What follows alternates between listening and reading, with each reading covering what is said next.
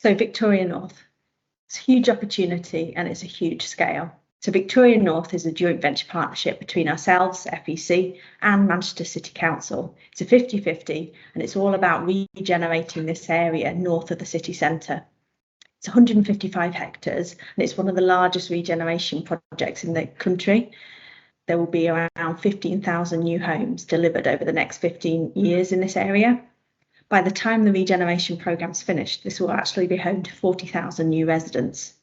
It's a hugely important project for FEC, and it's also hugely important for Manchester City Council themselves, having been identified as one of their key post-COVID economic recovery plan, and also key within the government's levelling up agenda.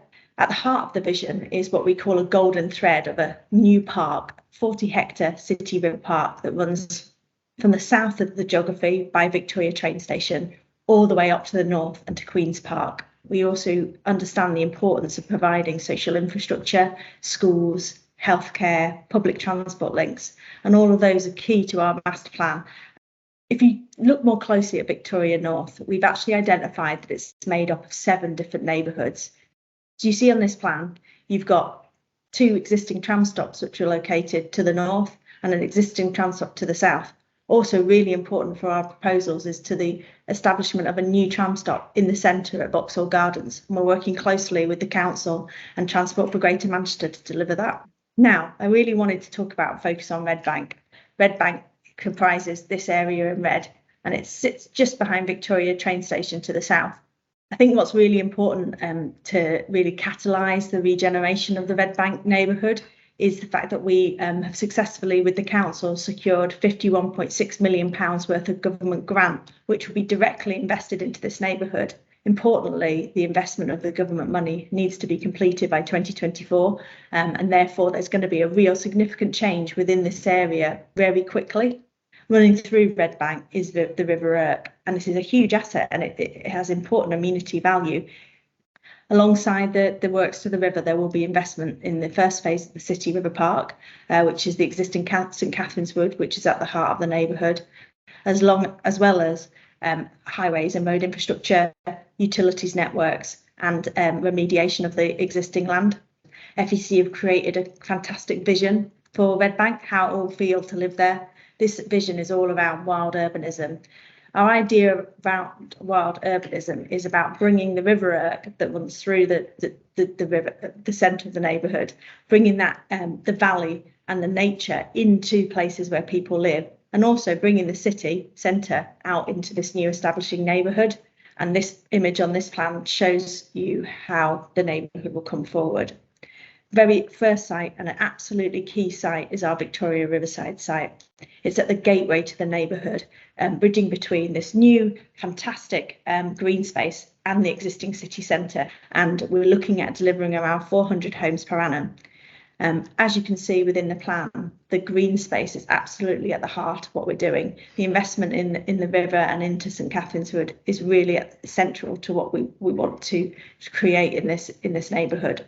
And that will bring with it a population around 8,000 people to the Red Bank neighbourhood. We'll also be delivering a new primary school, as well as a health centre and other community spaces that any neighbourhood and community needs to grow. A key idea that we have around the Red Bank neighbourhood is this concept of the climate loop. So the climate loop will be a 1.5 kilometre loop that takes you from your home to your school, to the shops, to the existing commercial facilities in the area. And it's all about creating safe and inviting and accessible routes for people to walk, cycle, run, push your pram. What do each of the different parts of Red Bank look like? We've come up with this idea of it's actually 3 connecting neighbourhoods within it.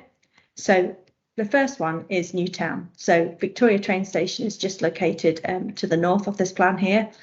And Newtown we really see as where the city meets the park. We see these as tall buildings with podiums and commercial uses at ground, with our first plot, Victoria Riverside, leading the way and really at the forefront of the investment that's being made in Newtown. All of these developments within Newtown will have fantastic views back to the city, but also into the new park and into the investment that we're making within the neighbourhood itself. So Newtown, where the city meets the park, this is the feel of what Danzig Street will be like in the future. So just in the centre of this illustration is Victoria Riverside, and we're looking as we come out of the city. The next part of the neighbourhood that we see is called Red Bank Viaduct. So there's an existing disused railway viaduct that runs through the centre of the neighbourhood. It's a hugely important part of Victorian heritage, and it is home to a series of really interesting commercial uses in the ground floor arches. So we have the Sparrows, which has recently been voted one of the hidden gems within Manchester, fantastic restaurant, as well as breweries and gin distilleries. So we really want to invest in those existing commercial businesses and bring more commercial businesses to the area. This first image here shows a sketch of what the existing disused viaduct, which will be creating to a Highline Park with commercial uses underneath, as well as fantastic riverside public realm, which stretches down into the River Irk. Final neighbourhood within Red Bank is what we call the Plateau. So it's a family neighbourhood on top of the hill. We see this as more of a medium-rise neighbourhood of up to 12 stories, but mainly focused around 6-storey buildings around courtyards. The primary school that we've identified is located within the neighbourhood. We have fantastic places for people to come and raise their families, with fantastic access to education, healthcare, but also to the green space that we're investing in. The Plateau, which is a family neighbourhood above the valley. So as I've said, mid-rise, focused around family living, courtyards and green space, with a school right at the heart of the neighbourhood. I hope that you found that useful, and thank you very much.